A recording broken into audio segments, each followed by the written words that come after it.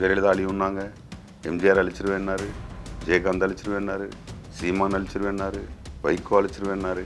இந்த லிஸ்ட்டில் நீயுமா? நீங்கள் எதிர்ப்பது திரு மு.க. ஸ்டாலின் அவர்களையோ அல்லது திரு சின்னவர் அவர்களையோ நீங்கள் எதிர்க்கலை. திமுக என்கின்ற கிட்டத்தட்ட 2.5 கோடி பேரை நீங்கள் வந்து எதிர்க்க. எவனை பேசணும், எவனை பேசக்கூடாது. எவனை பேசினா ஆபத்து, எவனை பேசினா ஆபத்து இல்லை. யாரை பேசினா ஆபத்து? நமக்கு சொத்து சுகம் காரு கருன்னு இருக்கு. ஒருத்தனை பேசினோம்னா நாளைக்கு காலையில் ரேடு வந்துடுவான். நீ அவனை பற்றி பேசல. திராவிடம் என்று சொல்லி, பெரியார் என்று சொல்லி, அண்ணா என்று சொல்லி ஏமாற்றக்கூடிய குடும்ப கட்சியான அந்த கட்சி தான் நம்மளுடைய முதல் எதிரி. சாதி மதத்திற்கு வந்து நம்ம வந்து நம்மளுடைய சித்தாந்த எதிரி. சொல்லேன் பாரதிய ஜனதான்னு. என்ன பிரச்சனை? நீ எந்த எதிரியும்லாம் குறி வைக்க தேவையில்லை. நீ உனக்கு எதிரி யாருங்கிறதா ஏன் பிரச்சனை? நான் மக்களுங்க. நீ உனக்கு எதிரி யாருங்கிறதா ஏன் பிரச்சனை? மக்களாக இருக்கக்கூடிய எனக்கு பார்வையை ஒன்று. நீ எனக்கு என்ன பண்ண போற? பயங்கர போராளியாக இருக்கிறார். வேற லெவலில் மக்களோட கனெக்டடாக இருக்கிறார். போராட்டங்களில் பெரிய ஆண்மை இருக்கிறது. ஆட்டோமேட்டிக்காக அவன் கட்சி மாட்டி போயிடுவான். நீங்கள் ரொம்ப சிரமப்படலாம் தேவையில்லை. நீங்கள் திமுக எதிர்த்து அதிமுக எதிர்த்துலாம் அரசியல் பண்ண வேணாம். மக்களுக்கான அரசியலை செய்தீர்கள் என்றால் அவன் கட்சியை தூக்கி போட்டு பின்னாடி விளையாண்டுருவான். நான் விஜய் அவர்களை பேசுகிறேன், ஒரு தமிழன். நாளைக்கு விஜய்க்கு எகென்ஸ்டாக யாரையா ஒருத்தனை பண்ண சொல்லிடு பார்ப்போம். முதல்ல சட்டையை கழட்டி நான் தான் போய் நிற்பேன். That is different. இவ்வளவு பேசுகிறேன். இப்போ எனக்கு ஏதோ ஒரு ப்ராப்ளம்னா விஜய் சார் தான் முதல்ல வீட்டில் வந்து நிற்பார். எனக்கு அவ்வளோ க்ளோஸ் அவர்.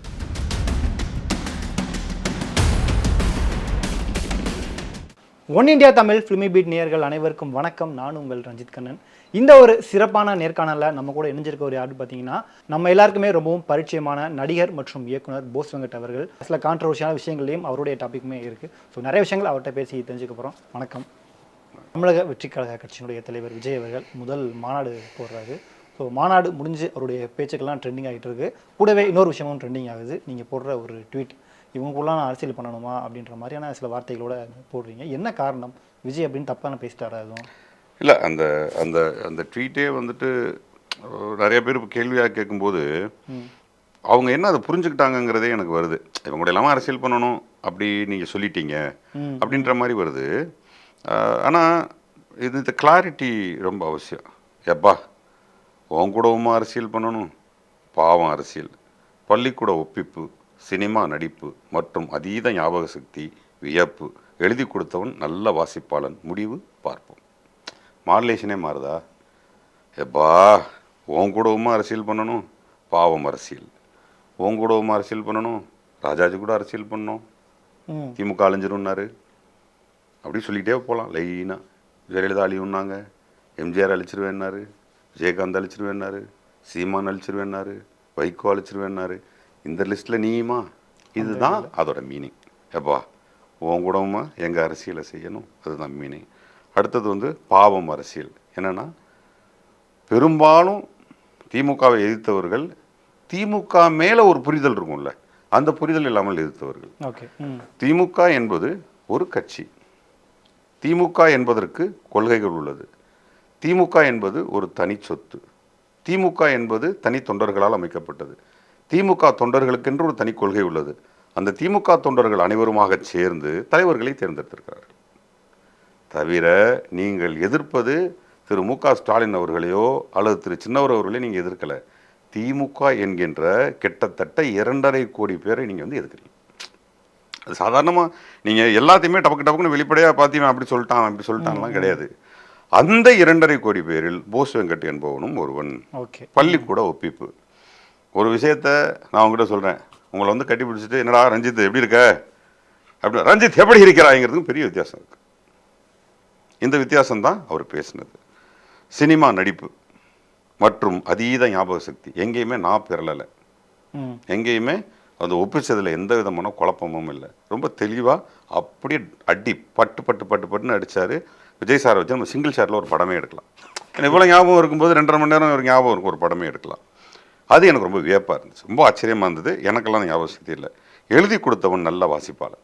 அதை எழுதி கொடுத்தான்ல அவன் வந்து ஓரளவுக்கு வெளியில எல்லாம் அறிவு உள்ள கொஞ்சம் சினிமா கினிமாலாம் தெரிஞ்ச, கொஞ்சம் அரசியல்லாம் தெரிஞ்ச, கொஞ்சம் பின்னாடி அரசியல் முன்னாடி அரசியல் தெரிஞ்ச, அது எல்லாத்தையும் மீறி எவனை பேசணும் எவனை பேசக்கூடாது, எவனை பேசினா ஆபத்து எவனை பேசினா ஆபத்து இல்லை.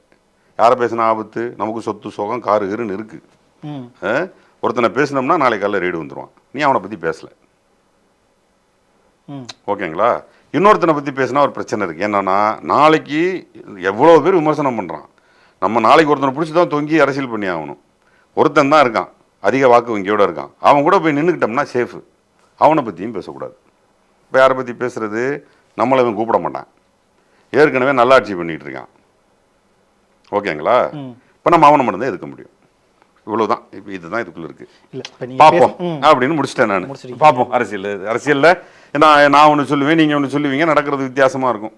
நான் கிட்டத்தட்ட ரஜினி சார் அரசியலுக்கு வந்துருவாருன்னு சொல்லிட்டே இருக்கும்போது பழைய இன்டர்வியூ எடுத்து பார்த்தீங்கன்னா தெரியும், ரஜினி சார் அரசியலுக்கு வரவே மாட்டார்னு அடித்து சத்தியம்லாம் பண்ணியிருப்பேன். நீங்கள் ஆமாம் ஆமாம். அதே இதில் விஜய் வருவாரான்னு கேட்டிருப்பேன், வருவார்னு சொல்லியிருப்பேன். ஓகே. இப்போ என்ன புரிதல் அது?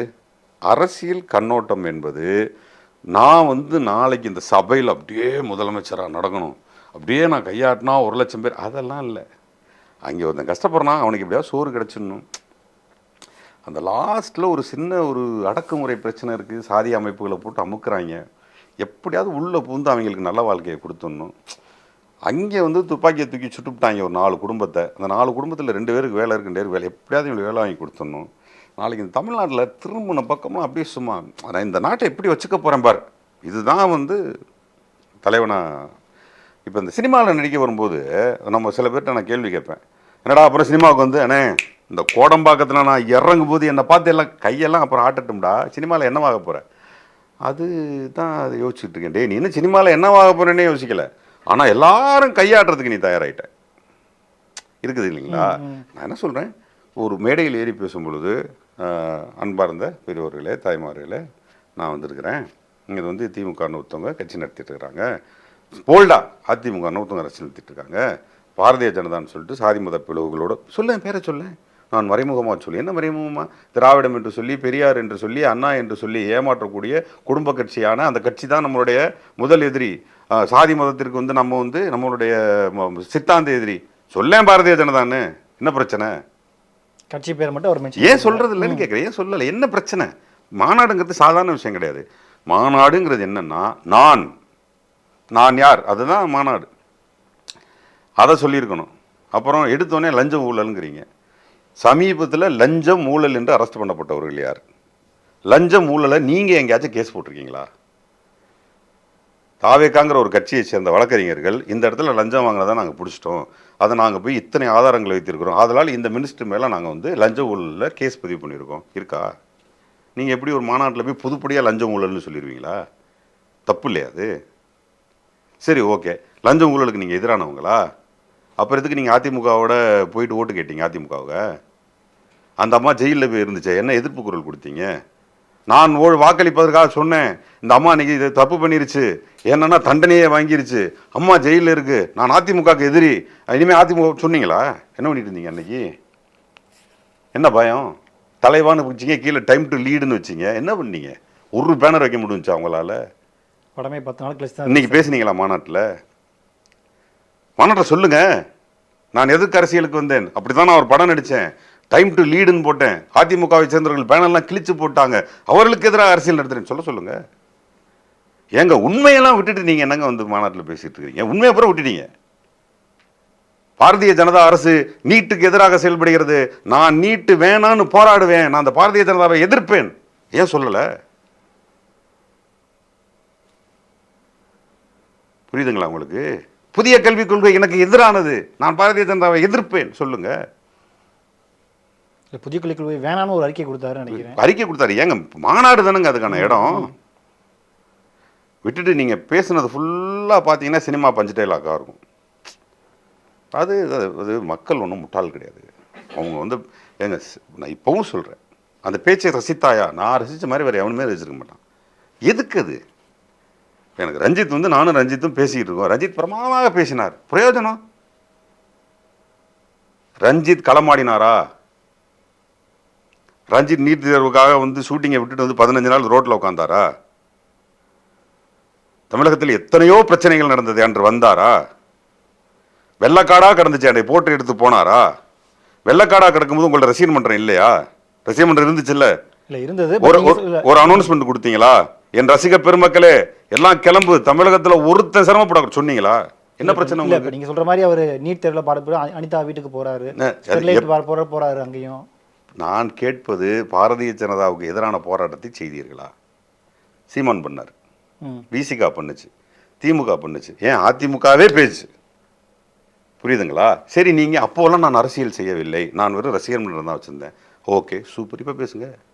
அதான் வந்துட்டீங்கல்ல, மாநாடு வரைக்கும் வந்துட்டீங்கல்ல, மாநாட்டில் சொல்லுங்க, ஏன் சொல்லலை? இல்லை நீங்கள் சொல்கிறத பார்த்தா அவங்க மறைமுகமாக அதிமுக கூட்டணி குறி வைக்கிறாங்கன்னு நினைக்கிறீங்களா? அதான் சொல்லு, செல்ஃபிஷ் பொலிட்டிக்ஸ், ஒரு சுயநல அரசியல். என்ன கேட்டால் பொதுநல அரசியலை மக்கள் விரும்புவார்கள். சீமானுக்கு இன்றைக்கி வந்து 1% 2% ஓட்டு அதிகமாகிட்டே போகுதுன்னா என்ன காரணம்?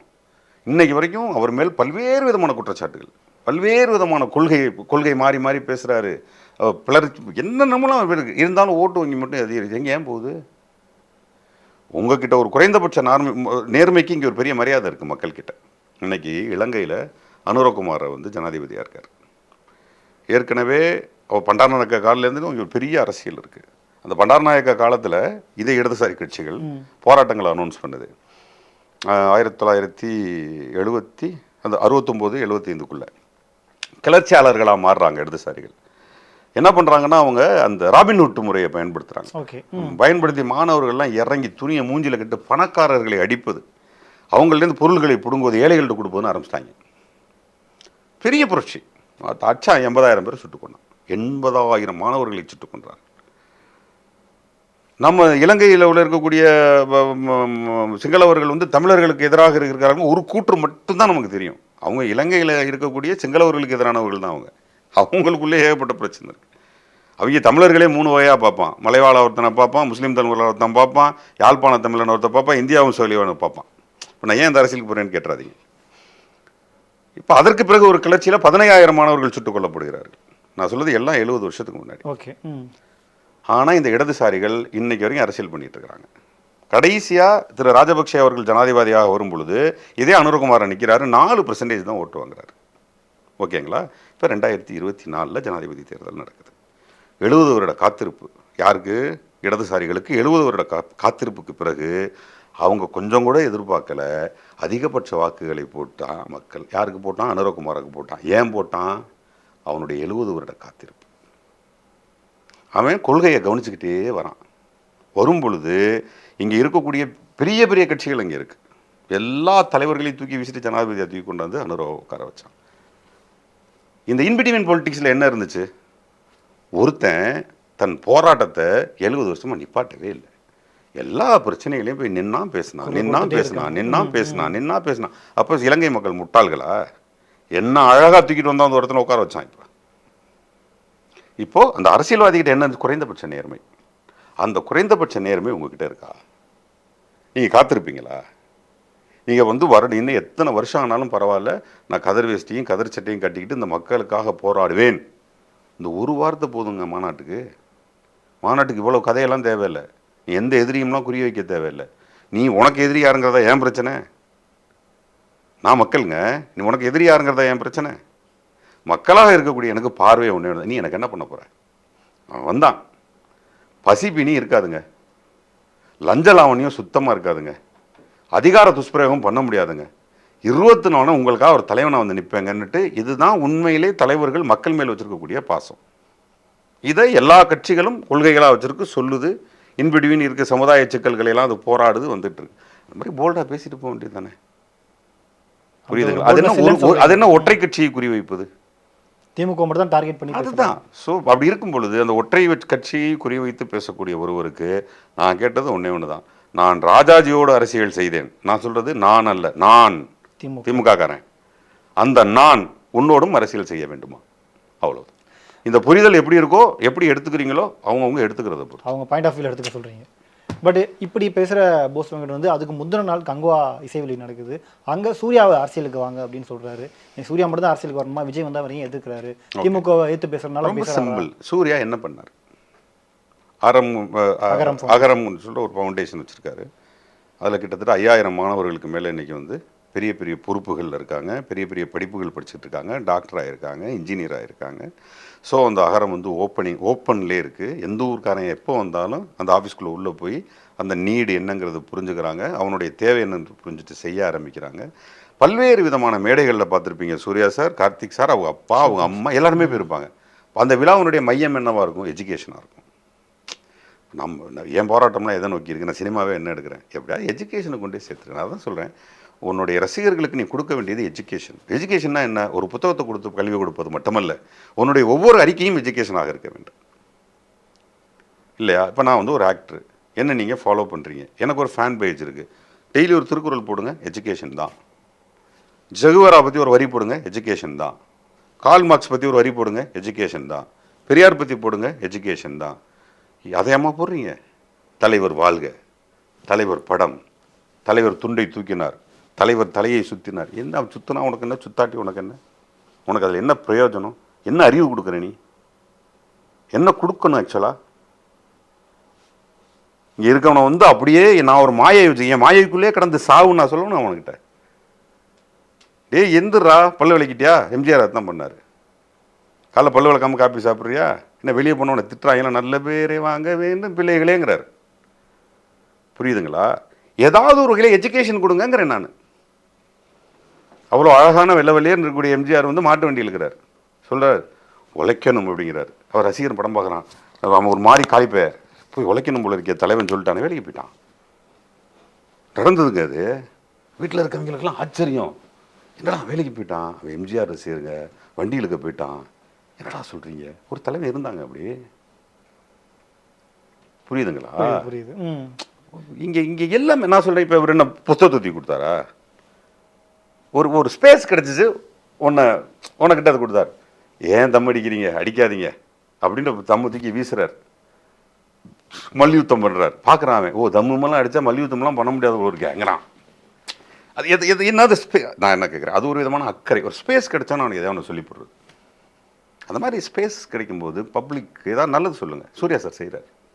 அப்போ நான் சொன்னேன், சூர்யா சார் அரசியலுக்கு வாருங்கள், திமுக எதிராக அரசியல் செய்யுங்க. அது இல்லை, அரசியலுக்கு வாருங்கள்னா அவருக்கு ஒரு சடன் ஏஜ் ஆகும். அந்த சடன் ஏஜ் ஆகும்போது நீங்கள் இப்போவே என்ன பண்ணுறீங்க, உங்கள் சேமித்த பணங்கள், வரக்கூடிய வருமானங்களை கல்விக்காக செலவிடுறீங்க. இன்னும் கொஞ்ச நாள் பார்ப்பீங்க, அதில் ஒரு முழுமையடைஞ்சோன்னா அதை மருத்துவமாக மாற்றுவீங்க. கொஞ்ச நாள் பார்ப்பீங்க, அதில் முழுமையடைஞ்சோன்னு இன்னொன்னா மாற்றுவீங்க. அப்போ உங்களுக்கு ஒரு 55-60 வயசு ஆகிருக்கும். அந்த 60 வயதில் அன்றைக்கு எந்த இயக்கம் சரியாக இயங்குகிறோ அதுவாக இருக்கட்டும், இல்லை அன்றைக்கு உங்களுக்கு ஒரு இயக்கமே தோற்றுவிக்கக்கூடிய ஏதோ ஒரு வகையில் நான் என்ன சொல்கிறேன், நல்லது செய்ய வர்றதுக்கு திமுகவுக்கு வா, அதிமுகவுக்கெல்லாம் கிடையாது, அரசியலுக்கு வா. அது கட்சி பேர்லாம் ஒன்றுமே தேவை கிடையாது. விஜய் சார் வந்திருக்காருன்னா அது கட்சி பேர். விஜய் சார் சாலிடாக ஒன்றும் கிடையாதுங்க. நான் அன்றைக்கி சொன்னதான் இன்றைக்கும் சொல்கிறேன். ஒரு நாள் இன்னும் 10 வருஷம் கழிச்சோ, 4 வருஷம் கழிச்சோ, 3 வருஷம் கழிச்சோ, 8 வருஷம் கழிச்சோ நீங்கள் நானும் பேசிக்கிட்டு இருக்கோம், திரும்பி பார்க்குறோம், விஜய் ஒரு ஆச்சரியப்படுத்தக்கூடிய தலைவராக இருக்கிறார். பயங்கர போராளியாக இருக்கிறார். வேற லெவலில் மக்களோட கனெக்டடாக இருக்கிறார். போராட்டங்களில் பெரிய ஆண்மை இருக்கிறது. ஆட்டோமேட்டிக்காக அவன் கட்சி மாற்றி போயிடுவான். நீங்கள் ரொம்ப சிரமப்படவெல்லாம் தேவையில்லை. நீங்கள் திமுக எதிர்த்து அதிமுக எதிர்த்துலாம் அரசியல் பண்ண வேணாம். மக்களுக்கான அரசியலை செய்தீர்கள் என்றால் அவன் கட்சியை தூக்கி போட்டு பின்னாடி ஓடியாந்துருவான். அது யாராக இருந்தாலும் ஓடியாந்துருவான். புரியுதுங்களா? அது மீறிட்டு எல்லாரும் பண்ணுற 10ஆம் பசிலே அரசியலை நம்மளும் செய்ய வேண்டிய அவசியம் இல்லை. என்ன differentiation between politicians and you? அப்போ அதுதான் இப்போ நீ என்னை பொறுத்தவரைக்கும் பியூர் பொலிட்டீஷியன் யார்? பப்ளிக்கோட நேரடி கனெக்ஷன், உனக்கான மொத்த பிரச்சனைகளுக்கான தீர்வு நான் தான் நம்ப வைக்கிறவன் தான் தலைவன் இப்போதைக்கு. இல்லை, இப்போ நீங்கள் இந்த மாதிரி அறிக்கை கொடுக்கவும் உங்கள் டிபார்ட்மெண்ட், அதாவது சினிமா துறையிலேருந்தே சில வந்து எதிர்ப்பு தெரிவிக்கிறாங்க. இப்போ அமீர் வந்து விளக்கம் கொடுத்துருக்காரு, அவ்வளோ தரம் கெட்டவர் கிடையாது விஜய் அவர் சொல்கிற மாதிரி அப்படின்ட்டு நிறைய பேர்லாம். அதுக்கே நீ ஏன் தரமற்ற வார்த்தையை பயன்படுத்தினேன்னு என்ன கேட்காம அவ்வளோ தரமற்றவர் இல்லை விஜய்னு சொல்கிறதுலேயே உள்குத்து. அவர் சொன்னதே தப்பு. டே போஸ், அறிவு இருக்கா உனக்கு? எனக்கு அண்ணன் தானே அவர், எனக்கு வந்து அமீர் அண்ணன் தானே. டேய் அறிவு இருக்கா உனக்கு? அவன் எவ்வளோ நல்ல மனுஷன், எவ்வளோ பெரிய உயர்ந்த இடத்துல இருக்கான், ஒரு தரம் இல்லாமல் இப்படி பேசலாமாடா, அறிவு இல்லை உனக்கு?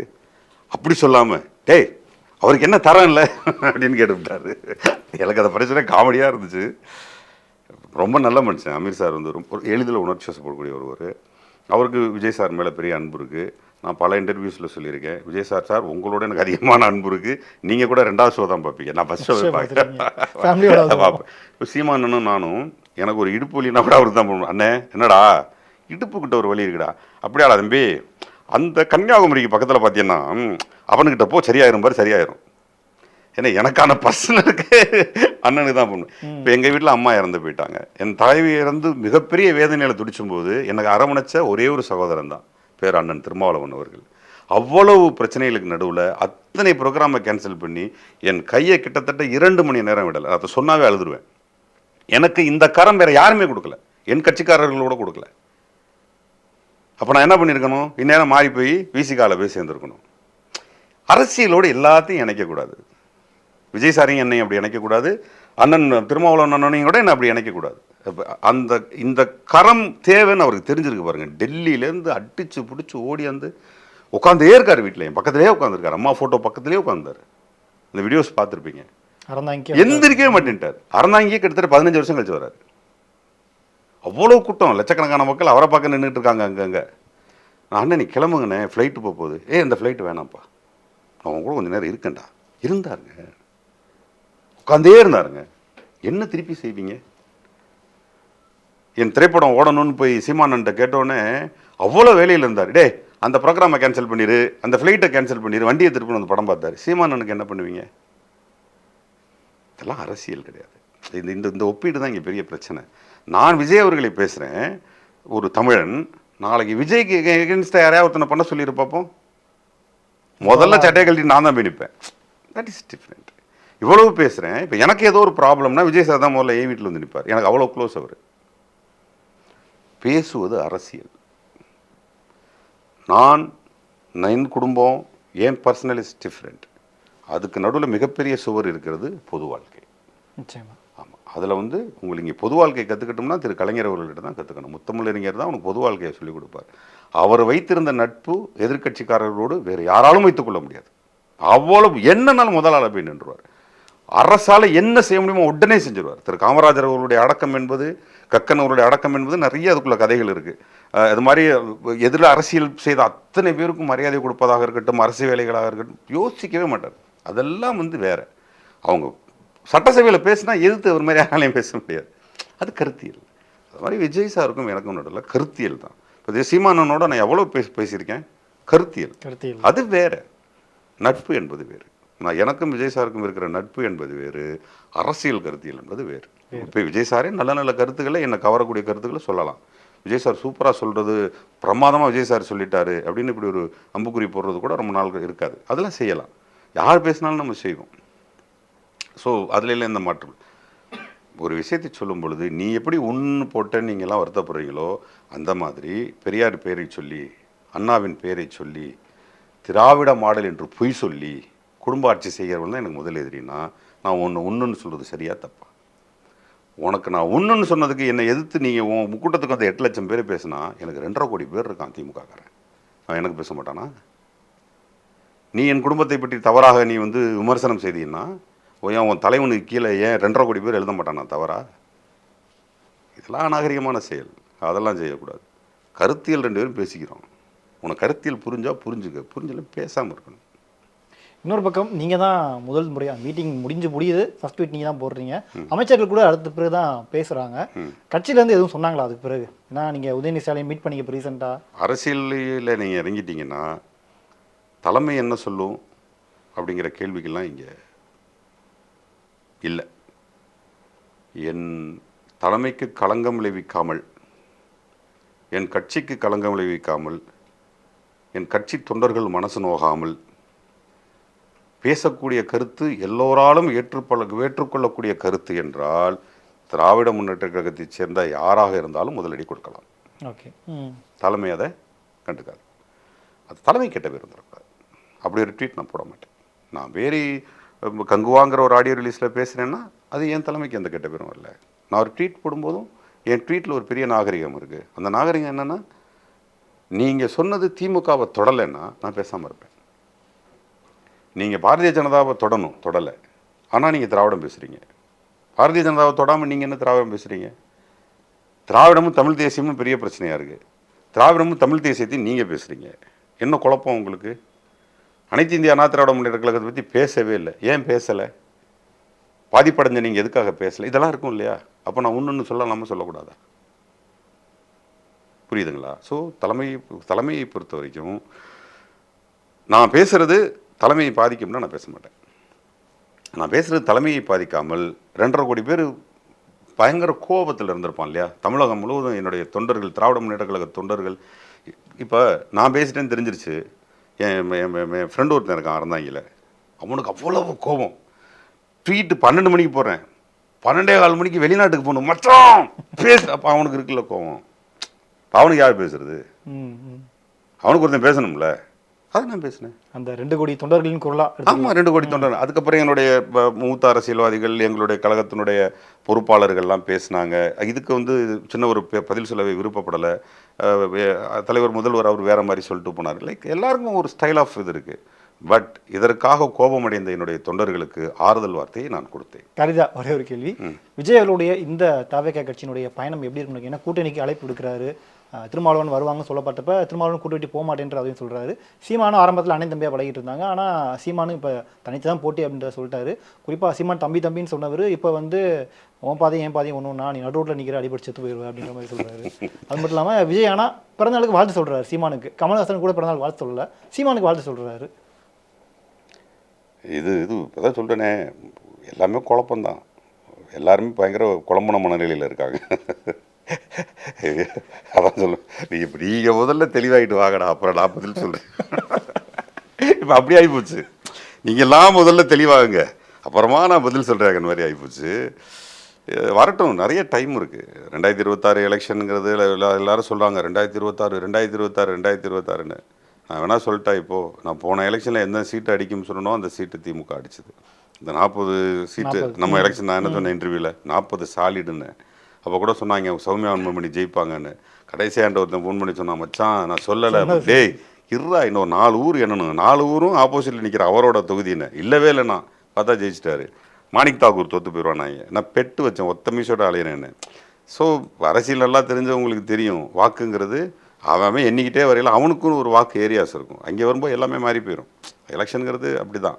ஸோ இந்த மாதிரியான ஒரு காமனாக அரசியலுங்கிற களம் ரொம்ப பெரிய களம். அதில் வந்து இப்படிலாம் விளையாண்டுக்கிட்டு இருக்கும்போது சொல்லுவாள், ஏய் என்னடா இங்கே விளையாண்டுக்கிட்டு இருக்கிய, வெளியே விடுங்கடாம்பார்ல ஒரு படத்தில். அந்த மாதிரி ஒரு ஓரமாக போய் விளையாடட்டும், அப்புறம் பார்ப்போம். ஓகே, ரொம்ப நன்றி. அரசியல் வரைக்கும் நிறைய விஷயங்கள் ஷேர் பண்ணிட்டீங்க. ஸோ கங்குவா திரைப்படம் வெற்றி அடையணும், நீங்களும் இந்த மாதிரி நிறைய படங்கள் பண்ணணும், நல்லா கேட்ச் பண்ணணும் அப்படின்னு எங்கள் டீம் சார்பாக வாழ்த்துக்கள். ரொம்ப நன்றி. தேங்க்யூ.